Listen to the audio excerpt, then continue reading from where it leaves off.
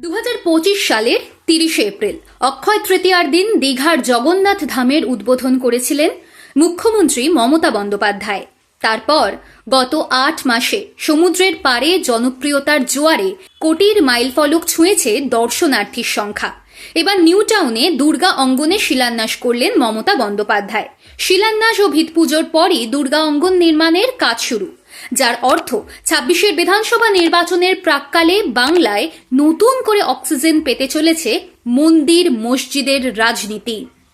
মমতার এই হিন্দু আবেগকে কাছে টানার উদ্যোগের বিরোধিতা করতে গিয়ে বিরোধী দলনেতা শুভেন্দু অধিকারী তো ইতিমধ্যেই বলে দিয়েছেন, নিজেকে হিন্দু প্রমাণে মরিয়া চেষ্টায় বিপাকে পড়েছেন মুখ্যমন্ত্রী। বছর তিনেক আগে কলকাতার দুর্গাপুজো ইউনেস্কোর ওয়ার্ল্ড ইনট্যাঞ্জিবল হেরিটেজ তকমা পাওয়ার পরই রাজ্য সরকারের তরফে দুর্গাপুজোর ঐতিহ্যকে বছরভর তুলে ধরার একটি স্থায়ী পরিকাঠামো তৈরির ভাবনা সামনে আসে। জগন্নাথ ধামের পর্ব মিটে যাওয়ার পর চলতি বছরের 21 জুলাই শহীদ দিবসের মঞ্চ থেকেই নিউ টাউনে দুর্গা অঙ্গন গড়ে তোলার কথা ঘোষণা করেছিলেন মমতা বন্দ্যোপাধ্যায়। এরপর একাধিক প্রশাসনিক বৈঠকে সেই প্রকল্পের রূপরেখা চূড়ান্ত হয়।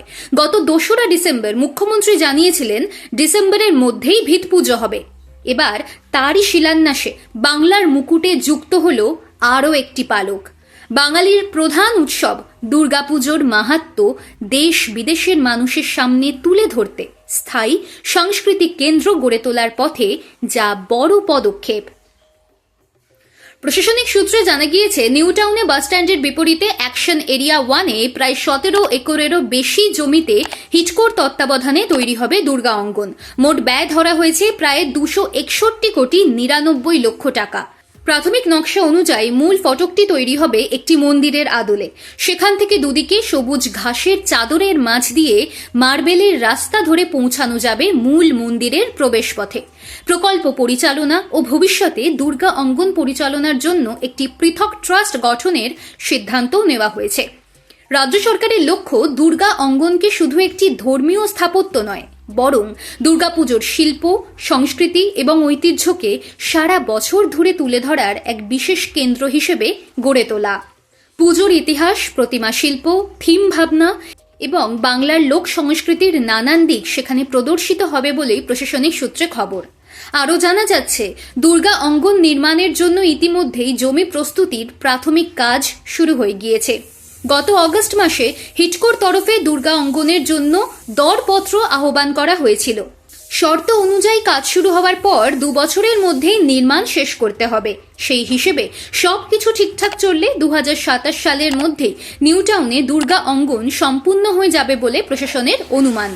তবে তার আগে বছর ঘুরলেই নির্বাচনকে ঘিরে দুর্গা অঙ্গন রাজনৈতিক বিতর্কের কেন্দ্র হয়ে উঠবে, তা বলাই বাহুল্য। সম্প্রতি উত্তরবঙ্গ সফরে গিয়ে মাটিগাড়ায় নতুন মহাকাল মন্দির নির্মাণের জন্য জমি বরাদ্দের কথা ঘোষণা করেছেন মমতা। হুমায়ুন কবিরের বাবরি মসজিদের রেশও এখনও টাটকা। অভিষেক বন্দ্যোপাধ্যায় বলেছেন, মন্দির মসজিদ বানাতেই পারেন, তবে রাজনীতি ছেড়ে দিয়ে। তবে পাল্টা মমতা বন্দ্যোপাধ্যায়েরই মন্দির নির্মাণের উদাহরণ তুলে ধরে তাঁকে বিঁধতে ছাড়েননি ভরতপুরের বিধায়ক হুমায়ুন। এর মধ্যেই আবার এই দুর্গা অঙ্গনের শিলান্যাস নিশ্চিতভাবেই বিতর্কের পালে আরও এক প্রস্থ হাওয়া দেবে।